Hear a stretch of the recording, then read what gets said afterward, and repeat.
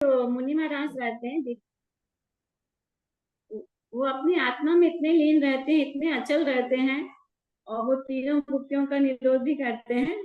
तो इतने शांत अचल रहते हैं कि उनके माने क्या हो रहा है उनको इस चीज का कोई एहसास ही नहीं रहता है कि कौन क्या बोल रहा है। जैसे आपने अभी बताया था ना कि जो पांच रस है, जो पांच इंद्रियों संबंधी है, कि उनको इन चीजों में भी नहीं रहता है, और वो उनकी आत्मा में इतने लीन हो जाते हैं कि तो उनको किसी भी बाहर चीज का एहसास नहीं होता कि कौन क्या कह रहा है, अच्छा बुरा क्या कर रहा है, शीत है कि गर्मी है, किसी चीज का भी एहसास नहीं रहता उनको। ठीक है। देखो इसमें दो बात है कि भाई उनको कोई पशु आकर बाहर खुजली खुजाल रहा है तो उनको पता चलता है कि नहीं चलता है। उसमें दो बात है। यदि उस समय उनका उपयोग अपनी आत्मा में हो और वो उस समय निर्विकल्प उपयोग चल रहा उनका, तो उस समय उनके ख्याल में नहीं आएगा। लेकिन यदि उपयोग बाहर आया है तो उनके ख्याल में पूरा आता है कि कोई पशु आकर और खाज खुजा रहा है, कोई हिरण आकर उनसे उनके शरीर से टिक कर बैठ जाता है, कोई खरगोश आकर उनकी गोद में उनकी अंजुली में बैठ जाए, तो उनको पता चलेगा या नहीं चलेगा। देखो इसी में नीचे सुकमाल मुनि का उदाहरण आया है। जब वे ध्यान में लीन थे उस समय एक सियालनी और उसके दो बच्चे उनका आधा पैर खा गए थे, किंतु वे अपने ध्यान से किंचित चलायमान नहीं हुए। है ना, क्यों नहीं हुए? क्योंकि उनको पता ही नहीं चला कि सियालनी और उनके बच्चे उनका पैर खा रहे हैं। ऐसा नहीं है कि उनको पता नहीं चला, उनको पता चला, लेकिन वो अपनी जब आत्मा में लीन थे तब जो सियालनी के बच्चों ने उनके पैर को खाया तब तो पता नहीं चला, लेकिन जैसे ही उपयोग बाहर आया, क्योंकि यदि 48 मिनट से एक घड़ी कम, एक समय कम वो अपनी आत्मा में लीन रह जाए तो केवल ज्ञान हो जाए उनको। तो इतने लंबे समय तक तो वो आत्मा में लीन रह नहीं सकते थे, मतलब वो तो मुनिराज है ना, साधक है। तो इतने लंबे समय तो मुनिराज आत्मा में लीन रहते नहीं है। इसका मतलब ये हुआ कि जितनी देर सियाली ने पैर खाया तो उसमें कम से कम आधा घंटा तो लगा होगा ना। तो यदि आधा घंटा भी, मतलब आधे घंटे भी वो यदि ध्यान में लीन हो जाए तो वो तो उनका तो श्रेणी चढ़ जाएंगे वो। तो इसका मतलब ये है कि कंटिन्यू वो आत्मा में लीन नहीं रहे, उनका उपयोग बाहर आता रहा। और यदि उपयोग बाहर आया तो उनके ज्ञान में सब आता रहा कि ये कोई सयालनी है, वो इस शरीर का खा रही है, वो पैर खा रही है, सब ज्ञान में आया। और जैसे ही ज्ञान में आया और उन्होंने क्या किया कि उस ज्ञान में उनको ये प्रतिभासित था कि ये जो जिसे खा रही है, ये जो सियालनी है वो तो परद्रव्य है, ये जो जिस जिस पेड़ को खा रही है वो भी परद्रव्य है, वो भी मैं नहीं हूं। और ये खाए, इसके खाने और नहीं खाने से मेरा कुछ भी नहीं बिगड़ रहा। ऐसे वो ज्ञाता ही रहे उस समय भी। तो क्या हुआ, और फिर वापस ज्ञाता समझकर वापस अपने उपयोग को अंदर में ले गए और आत्म ध्यान किया। तो बारंबार वो छठवें सातवें छठे सातवें गुण स्थान में आते जाते रहे। आत्मा में उपयोग गया तब सातवां गुण स्थान, और आत्मा से उपयोग बाहर आया तब छठा गुण स्थान। और जब छठे गुण स्थान में आए तो उनके विकल्प चल रहा है, ऐसा शुभ विकल्प रहता है। तो तब ये ध्यान आया कि अरे ये सियालनी इस पेड़ को खा रही है ना। देखो अभी रक्षाबंधन पर्व निकला ना, तो जो विष्णु कुमार मुनिराज थे तो वो अपने आत्मा के ध्यान में लीन थे। और फिर उनसे दूसरे मुनिराज ने आकर कहा कि आपको विक्रिया रिद्धि प्रकट हुई है और आप उससे वहां पर जो 700 मुनिराजों पर उपसर्ग हो रहा है उसको दूर कीजिए। तो उन्होंने क्या बोला कि कहा मुझे विक्रिया रिद्धि प्राप्त हुई है क्या? अच्छा, और उन्होंने हाथ लंबा किया तो हाथ लंबा होता ही गया, पर्वत को भी भेद गया उनका हाथ। तो तब उनको पता चला कि विक्रिया रिद्धि प्राप्त हुई है। लेकिन पता चला ना, तो जब पता चला तब उनकी मुनि अवस्था थी या नहीं थी? कि थी, पर उस समय शुभ विकल्प था। उस समय साधर्मियों का राग वाला शुभ विकल्प था उनमें, और उसके पहले वो आत्म ध्यान में लीन थे। तो दोनों छठा सातवां गुण स्थान का तो झूला झूलते हैं मुनिराज। तो उन्हें पता भी चलता है, ऐसा नहीं है कि पता नहीं चले। लेकिन जब आत्मा में उपयोग जाए तब कोई कान में आकर कोई बैंड भी बजा दे, उनके नगाड़े भी बजा दे कान के पास भी आकर, तो उनको पता चलता नहीं है, मालूम पड़ता नहीं है उनको। ऐसा क्योंकि वो उस समय निर्विकल्प उपयोग में वो लीन रहते हैं, अपनी आत्मा की मस्ती में इतने मस्त रहते हैं, मतलब अंदर रहते हैं तो उन्हें पता ही नहीं कि बाहर क्या हो रहा है। लेकिन उपयोग बाहर आए तो बराबर उनको ज्ञान में आता है।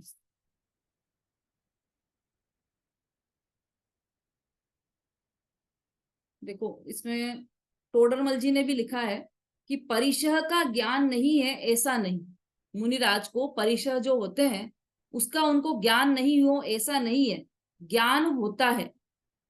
मुनि ध्यान में है, उपयोग थोड़ा बाहर आए, विकल्प आए तो ख्याल आवे कि कुछ है, कुछ हो रहा है। जब तक ध्यान में हो, आत्मा के ध्यान में लीन हो, तब तक तो ख्याल नहीं आता। जब ध्यान से बाहर आए उपयोग, तो विकल्प आता है कि कुछ हो रहा है, ज्ञान होता है। लेकिन उस विकल्प के काल में, निर्विकल्प में तो ध्यान में है, कुछ मालूम नहीं, अकेला आत्मानंद का अनुभवता हूं, इतना भेद भी नहीं है।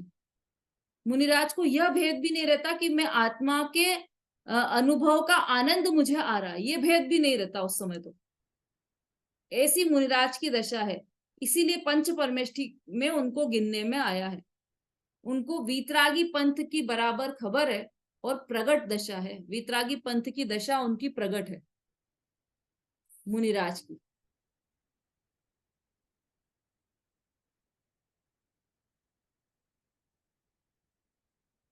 है ना। और देखो यहाँ पर, तथापि वे मुनि अपने ध्यान में निश्चल रहते हैं। उन भावलिंगी मुनियों को 3 गुप्तियां हैं, मतलब कोई भी जंगल के पशु पक्षी आए, कोई भी कुछ भी कर रहा हो, तब भी वो अपने ध्यान में स्थिर रहते हैं, अपने आनंद में ही लीन रहते हैं। है ना। ऐसे मुनिराज की अद्भुत दशा रहती है वहां पर जंगल में भी। ऐसा नहीं कि यहाँ गृहस्थियों को दिखाने के लिए वो ऐसे बैठे हो ध्यान में स्थिर कि कोई भी आ जाए, चूहा भी निकल जाए मेरे ऊपर से, बंदर भी आ जाए, तब भी मैं ध्यान में से नहीं डिगूंगा, ऐसी प्रतिज्ञा लेकर बैठे हों, ऐसा नहीं। वो सहज रूप से ही ऐसे स्थिर होते हैं अपनी आत्मा में कि वो ऐसा लगता है कि जैसे कोई पत्थर पड़ा हो। वीना जी। जय जी ने दीदी, मतलब 3 गुप्तियां जो है फिर निश्चय से ही होती है बस, फिर व्यवहार से कैसी होती होगी? बहुत बढ़िया प्रश्न है आपका, बहुत अच्छा प्रश्न है। निश्चय और व्यवहार में फिर अंतर क्या रहा? निश्चय और व्यवहार में अंतर है, निश्चय गुप्ति और व्यवहार गुप्ति दोनों ही होती है। निश्चय गुप्ति उसे कहते हैं कि अपनी आत्मा में लीन हो गए, स्वरूप में लीन है, वो निश्चय गुप्ति है।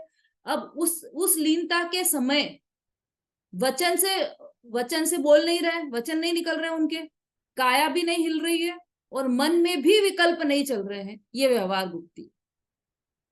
तो निश्चय के साथ ही व्यवहार होगी, है ना। निश्चय गुप्ति पूर्वक ही व्यवहार गुप्ति होगी। ठीक है, अच्छा प्रश्न था आपका सरिता जी। दीदी जो यानी कि व्यवहार गुप्ति कहलाएगा, जो शारीरिक चेष्टा है वो व्यवहार गुप्ति हो जाएगी, देखो, वचन से बोल। हाँ हाँ हाँ, ये भ्रम दूर करना चाहिए अपने को मन में हमेशा। जब भी कोई आगम में बात चल रही हो तो पहले ये ध्यान में आना चाहिए कि क्रिया की तो बात ही नहीं है यहाँ, व्यवहार से भी क्रिया की बात नहीं है यहाँ। व्यवहार से भी, निश्चय से तो आत्मा स्वरूप में लीन है, आत्म स्वरूप में लीन है मुनिराज, वो निश्चय गुप्ति हो गई। और व्यवहार से जो शरीर की क्रिया है वह गुप्ति है कि नहीं? बिल्कुल भी ऐसा नहीं है। व्यवहार से जो विकल्प आ रहा है कि मैं मन में, मतलब जो सहज रूप से चल रहा है कि काया में कोई चलायमान पना नहीं, वचन में कोई चलायमान पना नहीं है, मन में कोई चलायमान पना नहीं है, वह है शरीर की क्रिया। तो पुद्गल की क्रिया है, शरीर की क्रिया तो वैसे भी जीव कर ही नहीं सकता, वो तो स्वतः होती है। लेकिन उस समय उनके परिणाम यदि ऐसे हैं शुभ विकल्प रूप कि मुझे अपने स्वरूप में ही वापस स्थिर होना है, जब शुभ विकल्प आया ना, तब तो वो आत्मा के ध्यान से बाहर आ गए। उस समय ऐसा चिंतन कि नहीं, मुझे ये बाहर जो भी हो रहा हो, सियालनी पैर खा रही हो, तभी भी इससे मेरा कोई संबंध नहीं है, इस शरीर से मेरा कोई संबंध नहीं है, मैं तो अपने आत्मा में ही वापस जाता हूँ। ये इतना सा भी शुभ विकल्प आया, ये सब मन गुप्ति, वचन गुप्ति, काया गुप्ति, तीनों गुप्तियां पल गई इसमें।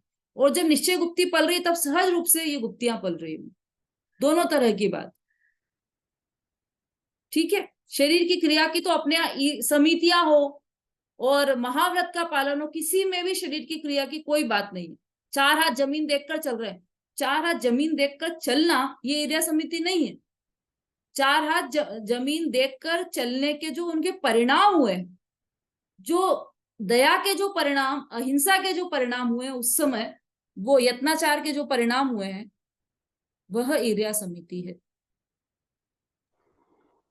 दीदी जब मतलब जैसे वो अपने आत्म स्वरूप में होते हैं तो गुप्ती अपने आप हो जाती है, लेकिन है ना अगर मान लो जैसे बैठे हुए हैं, बैठे हुए अगर मान लो शरीर हिल गया या अपने आप ही वो हलन चलन हो गई, तो वो अपने स्वरूप में है, उसके बाद हो सकती है अगर, तो वो किस में आएगा?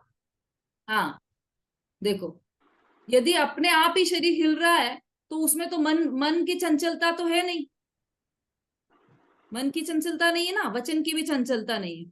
काया की चंचलता हो सकती है, हो, पर गुप्ती तो है ही उनके, गुप्ती तो नहीं चल रही है, काया में चंचल, स्वरूप में लीन है ना, इसलिए गुप्ती तो है ही। नहीं काया में अगर चंचलता आएगी तो वो कैसे आएगी? मतलब या तो शरीर में कुछ परेशानी होगी या कैसे होगी? हाँ, ये तो आप बताइए, प्रश्न आपका है कि काया में चंचलता नहीं, हो गई तो काया में चंचलता होगी कैसे? यदि स्वरूप में गुप्त है तो काया में चंचलता हाँ कैसे होगी? नहीं आप बोल रहे थे ना, हाँ हो सकती है, तो वो तो कायम हो रही है।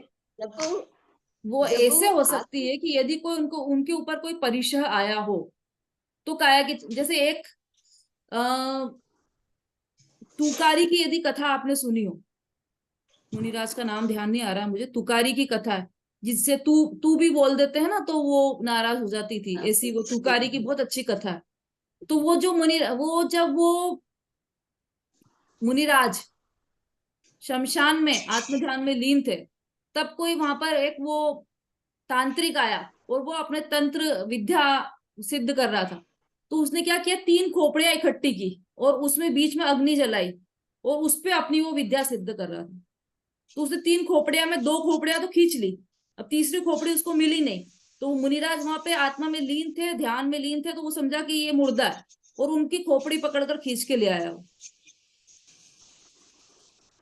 और उस 3 खोपड़ियों का चूल्हा बना के और उसमें अग्नि जलाई उसने, है ना। अब वो उस समय मुनिराज स्वरूप गुप्त थे, अपनी आत्मा में लीन थे, फिर भी कुछ आत्मा, कुछ उनका ऐसा हुआ कि हाथ ऐसा गया, मतलब वो अध जली खोपड़ी हो गई थी उनकी, मतलब आधी जल गई, तब तक तो वो अपने स्वरूप से बाहर नहीं आए थे। जब तक वो स्वरूप से बाहर नहीं आए तब तक कुछ नहीं, और फिर उनका कुछ हाथ ऐसा गया तो वो तांत्रिक डर कर भाग गया कि अरे ये क्या हो गया, ये कोई भूत आ गया, ऐसा लगा उसे।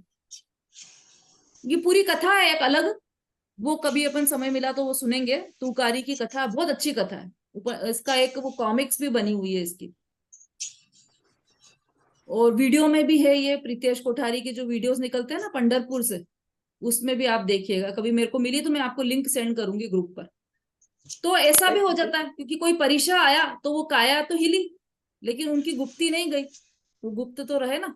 ये थोड़ा सा मतलब मेरे को ये समझ में थोड़ा नहीं आ रहा शायद, मतलब जब आत्म स्वरूप में लीन है वो, और मान लो शरीर कोई बेचैनी अगर शरीर हिल जाता है, जैसे हम मान लो कई बार हम सामायिक में ध्यान में बैठते हैं और पैर में एकदम सुन्न हो गए हैं जैसे हमारे, तो एकदम वो सुन्न होते हुए भी हम थोड़ा सा चेंज कर लेते हैं या हिल जाते हैं, तो सामायिक में विघ्न आया ये, लेकिन मन हमारा अभी भी लगा हुआ है उसी में, तो वो क्या कहलाएगा? मतलब शरीर मन अगर जब चंचल हुआ ना तभी तो अपने को ध्यान है, पर जब मन जब समय के समय मन चंचल हुआ तब तो अपने को ध्यान आया कि हमारे पैर में झिंझनी चढ़ी हुई है।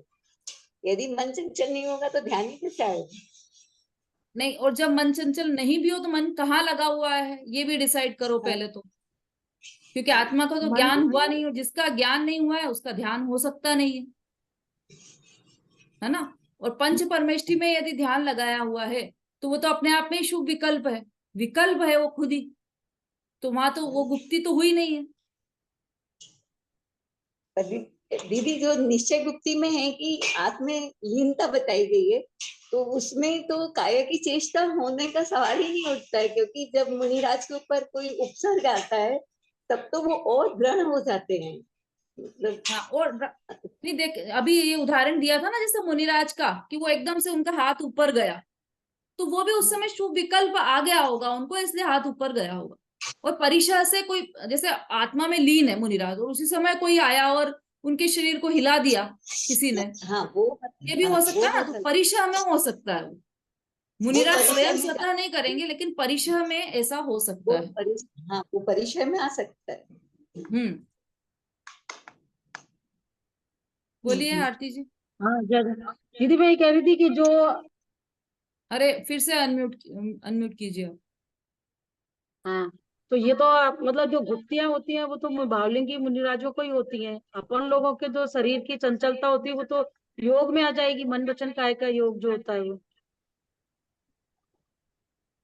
ऐसा है कि ये जो गुप्तियां होती है ना, मुनिराज को ही कही है। अभी अपन ने इतना सारा प्रकरण पढ़ा, छह डाला, तो अभी श्रावक की भी अपन पूरी बात पढ़ के आ गए। सम्यक दृष्टि के 25 दोषों, किन 25 दोषों से रहित होता है सम्यक दृष्टि जीव, किन गुणों से सहित होता है, ये भी सब पढ़ के आ गए। कहीं भी गुप्ती का नाम नहीं आया था, ठीक है। ये गुप्ती यहाँ पर आई है, इसका मतलब ये सिर्फ भावलिंगी मुनिराज को होती है। और भावलिंगी मुनिराज को क्या होता है, उनको भावलिंगी कहा ही क्यों है कि 3 चौकड़ी कषाय के अभाव पूर्वक जितनी शांति प्रकट हुई है उनको, उसके कारण उन्होंने भावलिंगी मुनिराज कहा है।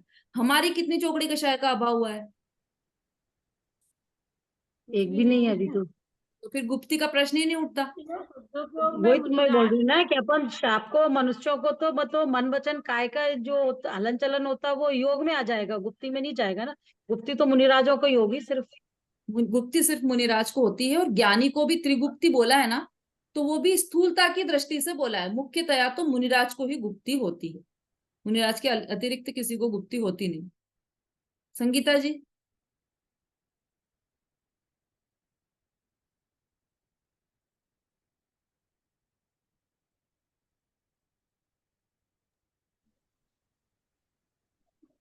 हाँ, यही बोल रही थी मैं कि जब वो है ना, जब शुद्धोपयोग में मुनिराज है, तो जब वो मन से और मतलब उनके काय में भी हलन चलन नहीं होगी।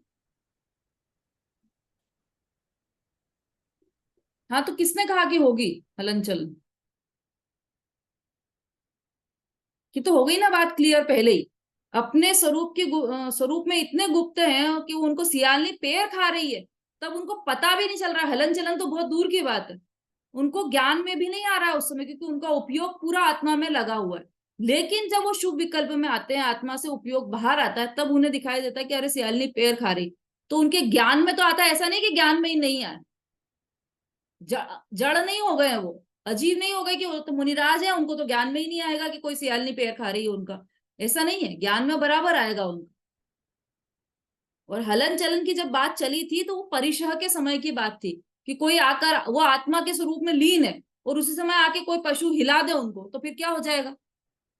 ऐसा तो हो सकता है ना कि कोई हिला दे पशु उनको, गाय आए उधर से सींग मार दे, अब क्या कर लोगे? तो ऐसा संभव है, ये बात चल रही थी। तो यदि वो स्वरूप में लीन है तो वो वहां पर कुछ भी ये चीज मायने नहीं रखती। ठीक है, चलिए, हो गया है समय तो अपना। अब गुप्ती किसे कहते हैं ये चल रही है ना अपनी चर्चा, ये चलेगी कल। अब हाँ, एक सूचना है आप लोगों के लिए, कल की क्लास स्थगित रहेगी। और उसमें एक ट्विस्ट है कि कल की जो क्लास है वो परसों के लिए स्थानांतरित कर दी गई है। फ्राइडे को हमारी क्लास नहीं होती है, शुक्रवार को, लेकिन इस बार गुरुवार को क्लास नहीं है और शुक्रवार को आपकी कक्षा रहेगी। तो उसमें ये गुप्ती का प्रकरण कंप्लीट हो जाएगा आपका। ठीक है, तो शुक्रवार को आप लोग सभी अपने समय से आ जाइएगा। वही समय वही रहेगा, 2:30 टू 3:30, और लिंक भी यही वाली रहेगी, किसी दूसरी लिंक पर नहीं जाए। दीदी फिर शाम की, कल अष्टमी है तो शाम की भी हाँ, नहीं कल होगी? शाम की भी नहीं लगेगी क्लास। कल की दोनों क्लास स्थगित रहेगी और परसों लगेगी। परसों केवल दोपहर में लगेगी छह डाला की क्लास, जैन सिद्धांत प्रवेशिका की क्लास नहीं लगेगी। चलिए। जा वाणी के ज्ञान से सूझे लोकालोक, सोवाणी मस्तक नमो सदा देत हूँ। बोलिए जिनवाणी माता की जय। महान जैन धर्म की जय।